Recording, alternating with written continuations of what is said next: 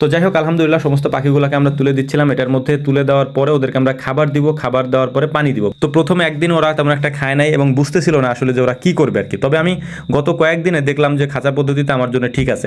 ওদেরকে ওষুধ খাওয়ানো, পানি দেওয়া, তারপর হচ্ছে ওদের খাবার দেওয়া তেমন একটা কষ্ট হয় না। যদি আমি সারাদিন ওদেরকে আধা ঘন্টা সময় দিই, এই আধা ঘন্টা সময়ের মধ্যে হচ্ছে আমি অনেকগুলা কাজ একসাথে করে ফেলতে পারি, যদিও যে মানে যেটা আগে সম্ভব হইতো না আমার জন্য আর কি। তো যাই হোক, আপনারা আশা করি বিষয়গুলো বুঝতে পারছেন এবং আমি আবারও আপনাদেরকে বলতেছি, যদি আপনাদের এলাকায় কোয়েল পাখির ডিম বা কোয়েল পাখির চাহিদা থাকে এবং ডিমের চাহিদা থাকে, ডিমের দাম ভালো থাকে, সেক্ষেত্রেই হচ্ছে আপনারা এটা কইরেন। এটা শুধু কোয়েল পাখির ক্ষেত্রে না, আপনি যে খামারই করেন না কেন, অবশ্যই আপনাকে আগে বাজারে যাইতে হবে, দেখতে হবে যে ওই জিনিসটার চাহিদা কেমন, মানুষ ওই জিনিসটা খাবে কিনা, বা মানুষ ওই জিনিসটা পরবে কিনা, বা মানুষ ওই জিনিসটা কিনবে কিনা, এটা আগে আগে আপনি দেখবেন। হুট করে আপনি সিদ্ধান্ত নিলেন, করে ফেলেন, পরবর্তীতে কিন্তু এগুলা যদি বাজারজাত না করতে পারেন, তখন কিন্তু আপনি ক্ষতির সম্মুখীন হবেন এবং পরে বলবেন যে ভাই আপনি তো বলছিলেন হ্যান ত্যান হাবিজাবি।